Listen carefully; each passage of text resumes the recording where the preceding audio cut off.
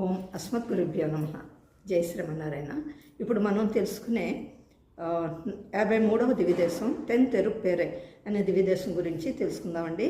ఇక్కడ ఏంటంటే శుక్రగ్రహానికి దోషాలు ఏర్పడితే ఇక్కడ స్వామిని సేవిస్తే ఆ స్వామి భక్తుల్ని ఉండే దోషాలని తను తొలగిస్తే తన దోషాలు కూడా తొలగిపోతాయని చెప్తారు. ఆ విధంగా శుక్రగ్రహానికి దోషాలు తొలగించారని చెప్తారు.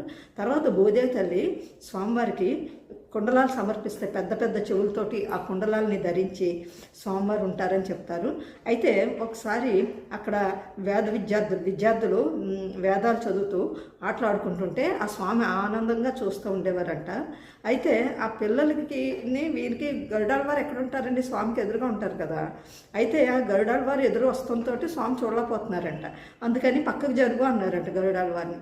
అందుకని మనం ఇప్పుడు ఈ ఆలయానికి వెళ్తే గరుడాళ్వారు స్వామికి ఎదురుగా కాకుండా పక్కకు ఉన్నట్టుగా కనిపిస్తారనమాట. అది ఈ క్షేత్రం యొక్క గొప్పతనం. ఏంటంటే వరుణుడు ఒకసారి యజ్ఞం తలపెట్టి యజ్ఞం చేస్తూ ఆయన గురువు గారిని పిలవటం మానేశాడట. మర్చిపోయాడు ఆయన. మర్చిపోతే దాంతో గురువు యొక్క కృప ఆయనకి దొరకలేదు. అందుకని ఏమైనా ఆయుధాలు పనిచేయటం మానేసినాయి.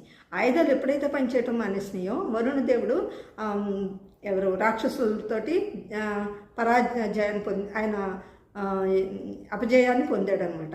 అపజయాన్ని పొందితే అప్పుడు ఈ స్వామి దగ్గరికి వచ్చి ఈ స్వామిని ప్రార్థిస్తే ఆ తర్వాత గురు అనుగ్రహం వల్ల లక్ష్మీదేవి తల్లి అనుగ్రహం వల్ల ఆయనకి ఏంటంటే మళ్ళీ ఆయుధాలకి శక్తి వచ్చి ఆ తర్వాత మళ్ళీ వాడిని సంహరించారు. తర్వాత ఆయన పోయిన పదవి మళ్ళీ వచ్చిందనమాట.